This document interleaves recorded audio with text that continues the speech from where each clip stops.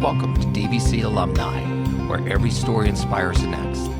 The Alumni podcast where you get to hear the inspiring stories and transformation that DVC has had to offer its alumni. And now, on with the episode. All right, so we are here doing a special episode of DVC Alumni, where every story inspires the next. Matt, you've been a previous one on there, talked about being at DVC during the 60s and everything.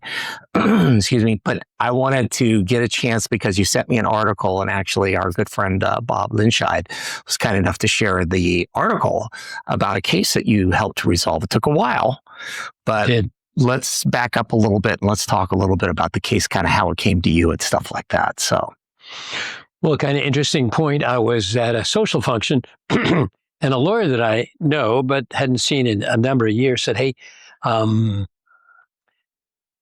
you have a card? I'd like to call you because I have a family friend that they've got some issue, and would you mind talking with them?" And didn't know what it was about. Well, sure.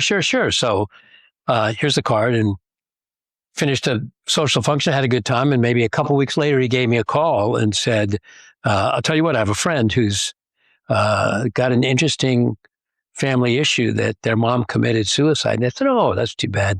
"Yeah, but they don't think it really was a suicide." I said, "Oh, well," and I thought to myself, and I've said this several times, that so many people who have a loved one commit suicide, they say, it couldn't happen. It couldn't happen. And because you hear that a lot, they just can't believe that a loved one would take their own life. And a lot of times people don't know what the loved one's gone through, and they did take their life. So I kind of thought that, but I said, I'm happy to meet with them. So into my office, maybe a month later, came a father and his wife and two granddaughters who were adult children. It turns out the two daughters were the daughters of the woman who had supposedly committed suicide, and the father was the father of that woman. He was the grandfather of these two. So we had a chat, and they explained kind of in detail, look, mom had gotten a new job. She was pretty happy. She was going to go off on a vacation with her friends. All these reasons why. And I've heard that kind of thing before. And I said, "Oh, well, okay." But also, by the way, there was a suicide note, and it was entered on a laptop, and the laptop was on her bed. And she doesn't know much about computers or anything like that. And she doesn't write. You can look at the laptop and at the note itself, which was typed in, and that, we don't think our mom did this. She doesn't write this way. We think our father did it. And I said, "Whoa." So, well, tell me about that. Well, they've separated off and on over time, and they were separated, and he lived somewhere in the house and she lived, I think, upstairs. And by the way, statistically, very few women, a gun was found in her hand and she had shot herself. And statistically, very few women actually kill themselves by a gun. Well, okay, some do, some don't. And none of this kind of matched up. So I said, well, okay. I used to head the murder team in Contra Costa County, seen lots and lots of autopsy reports, understand how investigations go. So I thought to myself, well, as a courtesy to him, I'll kind of look into it. Now, I need your permission to get the coroner's report and the autopsy report. They said, okay. So they gave me a letter, and I work with the coroner's office because I do coroner's inquests. I'm the statewide expert in coroner's inquests. I've probably done 150 of them throughout the state. Wow. As the hearing officer, everyone involves a coroner's report and an autopsy report and that kind of thing. So, a couple weeks later, this was not right on the front burner. And so the suicide, the death happened in 2015. I want to say September of 2015.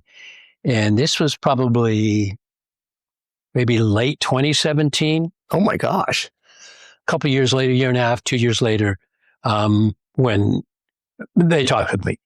So I said, okay. So I went over to the coroner's office and I gave the letter, and I know the people, and I got a copy of the coroner's report and the autopsy report. And I'll tell you, coroner's report. So the coroner's office is part of the sheriff's office. And so the deputies there are deputy sheriffs. They call them deputy coroners. And so if somebody dies in certain circumstances, they go out and pick up the body, bring it back to the coroner's office, and at some point, an autopsy is done if it falls within a certain protocol. So that all happened. But first I read the coroner's report. And so a coroner's deputy, when that person goes out to pick up a body, they write a little report. So called at such and such a time, dispatched, went out, spoke with so-and-so, and took custody of the body, looked at things, blah, blah, blah. And they write a little report. Usually coroner's reports are like that. There's the paragraph about kind of what the circumstances are. Maybe there's another paragraph in a day or so about the autopsy report itself, sometimes not.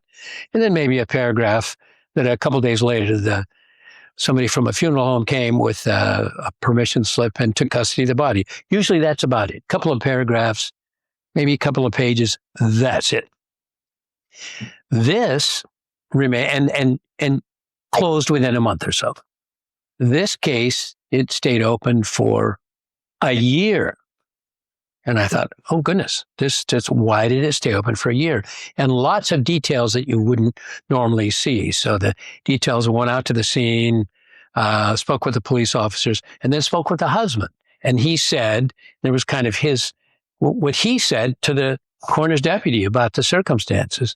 And I thought, that's kind of strange. And then further down, there was an indication that there had been a search warrant. So this deputy was following. There had been a search warrant on the house some 2 weeks after the death. And a whole bunch of electronics were taken. And other things. So I read that and thought, wow, pretty interesting. So why would this have remained open all this time? So I knew who the coroner's deputy was. He still worked there. And I had a little chat with him. And he said, well, something just didn't add up to me. And so I kept this open until finally, almost a year later, my sergeant said, look, this is not our investigation. You close that file. So he reluctantly closed the file. And then it officially went in as a suicide from the coroner's office. So I thought, okay, so I'm reading all this stuff, and I think that's kind of interesting because the daughters are saying, Mom didn't write this note, didn't put this on. She wasn't very computer literate. She texted us, emailed us kids, and she did the kind of searches on the web that typical people do. But she would not have been, this didn't sound like something, and plus she didn't write this. So I thought, okay. And by the way, we had spoken to the police 2 days afterwards and told them all that. And based on what the girls said, the police conducted this search at the house. So I said, okay. So I read that. Then I read the coroner's report. So interesting, I've seen so many homicides and so many suicides and things, reports. And generally, if you take a gun and put it up to your head and shoot, usually there's contact. You don't hold it away, but there's contact. And usually you see the imprint of the barrel actually kind of it bounces right tattooed into the skin. And in almost all cases, there's, we call it really soot and cinder stuff around the tattoos. It's hot stuff that comes out of this weapon. I understood from the statement that was given and what the coroner said by the husband that it was a .38 revolver. I call that a dirty weapon. That is, instead of a closed semi-automatic that we see a lot of times, this is, you can picture a cylinder. It's a regular 6-shooter, and it's dirty. That means that lots of powder goes flying off. We call it stippling. And I noted that in the autopsy report, there was mention that there was no stippling around the wound. And I thought, very strange, and no mark on the head, on the skin. So it was on the left side. So she was left-handed. She was on the left side of her bed, maybe a foot or two in from the corner of her bed. And she put allegedly a .38 caliber revolver up. And you think, how far away would you have to do it to not get any stippling or anything? Thinking, just didn't make any sense. And the husband's statement in the coroner's report said that when he woke up in the morning. He heard her upstairs in the bathroom about 5:00. He went to work. He came home around 5:00 at night, went upstairs, and there she was. She had the gun in her hand on the bed, and he knocked it out onto the floor. And she was ice cold, just had been dead for a long, long period of time. And on the left side of the bed, on her back, kind of looking up, and so he knocked the gun on the floor. So I thought it kind of didn't add up, the story with the autopsy report. So I took a little more interest in the case, thinking, okay, there's something going on here. First and foremost, Mom's not a computer guru. Girls say Dad was. There's this search. They took a bunch of electronics and phones and all kinds of things. So where is that information? And did anyone ever look at it? So getting a hold of the police department, no, we don't have it. Oh, well, where is it? Well, it's at the district attorney's office. So then I looked at the coroner's report and, that's what it said. It was they seized and sent to the district attorney's office. So I contacted the district attorney's office. No, we don't have those electronics. So I'm thinking, what the heck? So at some point I actually contacted somebody in the DA's office whom I knew and said, look, this coroner's report says this. The office, the police department says they never got it. They seized it, but sent it to the DA, and there's no report at the office that they looked at it, the police. So guess what? It was at the district attorney's office. It was sitting on a shelf all this time. And nobody had bothered to look at it. Oh, jeez. Nobody to see. So I hate to jump in because jump in all you like. Oh, so at this point, and I know this is, some people are going to be thinking that there's some nefarious conspiracy on why they never looked at it.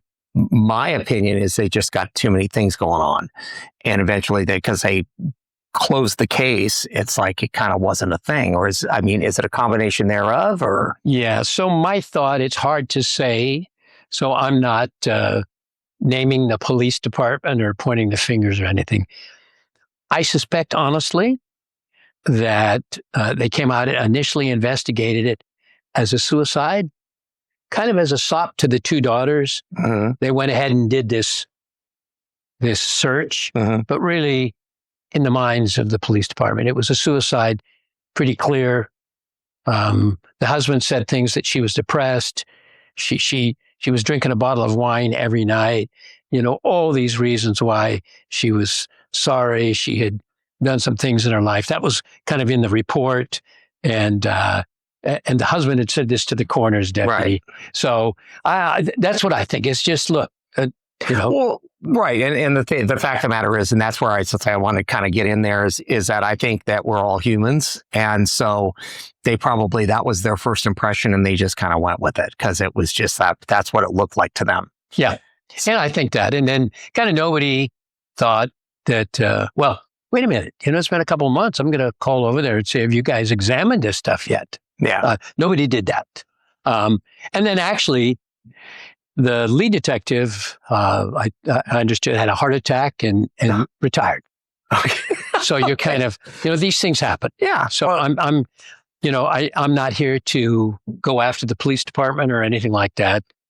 Well, no, and that wasn't why I brought it up. It was more, I think it's like always one of those things where it just, stuff happens, life is not like in CSI Miami or wherever, because I don't think any of our CSI people drive around in Humvees, but correct. Yeah, they don't get paid like that, but correct. But they are very dedicated people, and to the point that there was the deputy coroner who was like, this just doesn't feel right. Yeah. And then somewhere in there, because there's a lot of stuff, this is not the only case everybody's working on, a lot of stuff going on. It's like, it just kind of gets lost in the woodwork, so. Yeah, no question.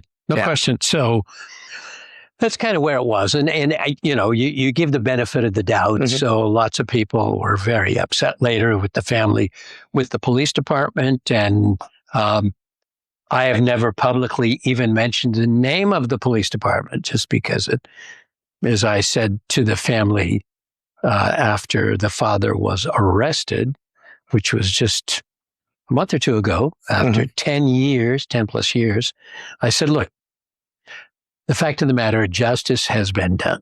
Maybe it took 10 years, but justice has been done. So let's kind of put aside the what ifs and the whys and all that and just kind of proceed forward with the case has been solved. It has to go to trial, obviously, but let's just take comfort in that.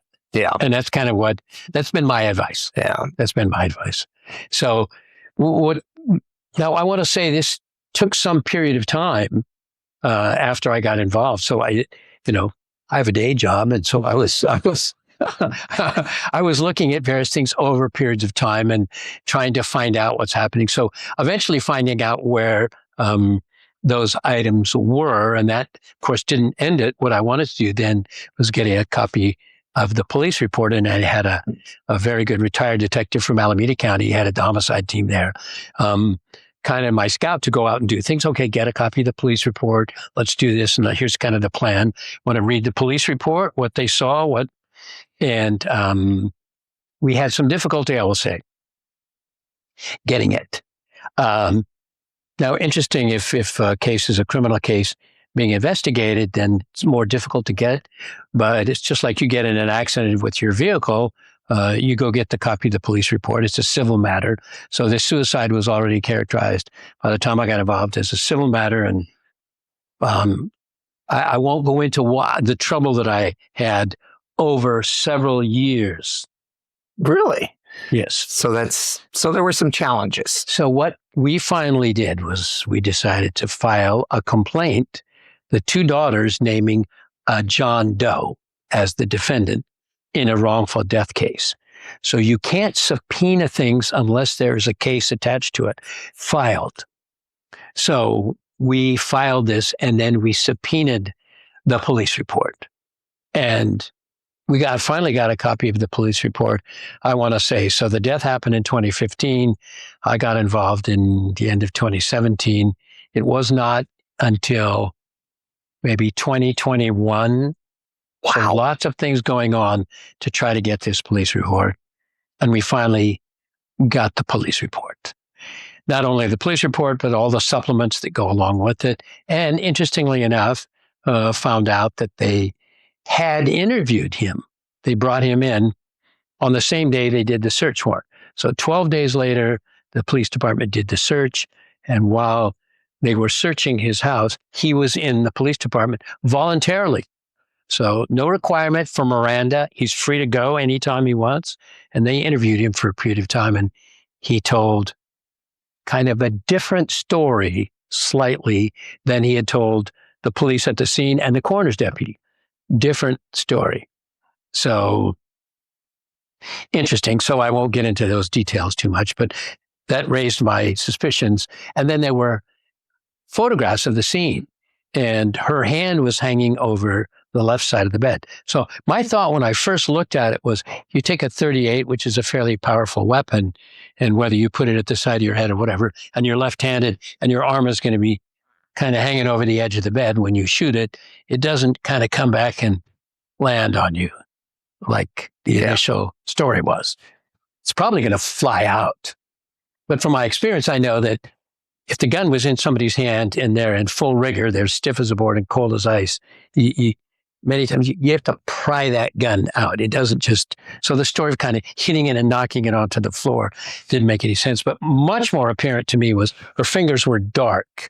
I don't want to say black, but the blood in a body that's dead for a long period of time pools on the back, and if your hand's hanging over. So her fingers were dark, indicating that blood had pooled in her fingers hanging down. That didn't happen. So the police were called. He discovered it, 5:15. The police arrive and take photographs. So that validity doesn't happen within an hour's period of time. This happened hours and hours and hours to have that happen. So the story that the gun was in her hand didn't make any sense to me. And it didn't make any sense to me that he had kicked it and knocked it onto the floor. And it certainly didn't. The evidence of those fingers being as dark as they were with blood meant that that hand was hanging over the side like that for a long period of time. hours and hours. So the story kind of didn't make sense. More importantly, however, and those are things that I would know, and I would hope that any investigator. Oh, hang on 1 second. Go ahead. An investigator, like the coroner's deputy, he didn't tell me that that was a concern to him, but obviously things he thought were kind of funny. More importantly, however, there's the laptop on the bed, kind of at her feet. It's got no blood spatter, nothing on it or anything. That might not be completely unusual, but you might expect to use some material on it, I would say. And it became pretty clear that the suicide note was not entered into that laptop. It came from another device and then was put on, usually by a thumb drive, put into this. So it was done on some other device and then entered it. And so that all became kind of clear that, well, wait a minute. And as the daughter said, Mom, she said we get calls from her sometimes when she's at Starbucks that she can't get onto the web at Starbucks with her. So the thought that she could have typed this on some other device, taken a thumb drive off of that device, put the thumb drive on this device and entered it, didn't make any sense. And then also the girls said that they gathered a bunch of documents, writings by Dad, writings by Mom, and gave them to this police agency so they could kind of compare. When I had some discussions with one of the detectives many years later, I said, well, and they gave you, oh no, we would never have accepted those. We don't have the capability. And I thought, well, that's why you hire outside people. But at any rate, in the police report, lo and behold, there was an entry that yes, the daughters had given big stack of different writings, but they weren't in evidence. So I got a list of everything that was in evidence, and so that they was received, but never in evidence, because I was saying, where are they so we can compare them? Because I had hired an expert from back east who worked with the FBI, who did not handwriting analysis, but writing analysis, the type of kinds of things. And so it's interesting. So we had hired her because the girl said, look, this is how Mom writes. This is how Dad writes. Dad wrote this.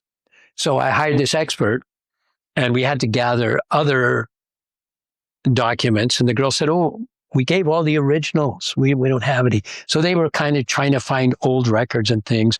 And interesting, I went on the website for the funeral home. She had been cremated. The husband took custody and very quickly had her cremated. You could say, people can write and say, nice things and whatever. And he continued to write for a period of time long after the death, how much he missed her. And he did the same kinds of quotes and things that were on this note. So I pulled all of those off as writing comparisons. I thought, oh. Because at that point, there's no way she could have written it. So I'm kind of going, this is kind of interesting. So now to make a short story long and what really kind of made the case, I subpoenaed all the electronics. So the electronics had been at the DA's office, ultimately then transferred to the police agency, and I subpoenaed them because I have these experts, former law enforcement people who are experts in computers and doing these kinds of things. This particular company called Upstream, excellent company. So at any rate, hired them, and they were to receive these things because chain of custody, I wasn't going to get them. So we'd want to, from the police to them and chain of custody. And the police said, no, we're not going to do that. We will send them out and so we'll have everything on all the devices, the phones, the hard drives, the laptops, everything that the husband had, everything that had been seized. And we'll put it on a disk. So this took, again, months and months and months. And I got the disk of everything that had been on all those devices, including the laptop that had the suicide note, and sent it to my experts. And it wasn't until 2024 that this all happened. And our experts came back with, okay, the suicide note came from a computer owned and controlled by the husband. It then was edited the night before the death, and they can tell all electronically, and then transferred by an electronic device, which was never recovered, but it gives an electronic signal. So say X device, and then at 4:00 in the morning on the morning of the death, that X device was attached to the laptop with a suicide note, and the suicide note was transferred to that laptop. So interesting. So you kind of say, oh, interesting. And then they did more. They did a study of all the search history on those other devices. And there was history about blood spatter and suicides and how do you hide your phone where somebody thinks you're here and they're there, because those were all kinds of issues that kind of came up. And so this whole entire search history. And then interestingly, 7 days after the death, he went into his computer and he erased the suicide note. Oh, jeez. So interesting. Then the interview, I got a videotape of the interview, and being the smart guy that he was, in his interview, he just kind of said when they were talking about various things, oh yes, my wife and I have equal access to each other's computers. We both use each other's computers. I'm sure thinking that maybe sometime somebody would find out that it was done on his device.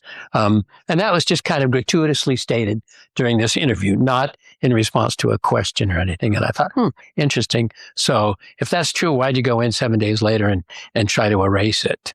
And interestingly enough, also, the search by my experts found that about a week before the death, he changed the password on his device. Oh, jeez. So you're thinking that if your wife was using it and you guys are separated and not really talking to each other, then, hey, honey, by the way, we're separated, but here's my password to my devices. So anyway, so all of that kind of, I will say, is what led us to, I was convinced once I'd seen lots of other stuff that. Well, and it's also speaks to your long career in the DA's office, heading up the murder squad, as you put it. Right.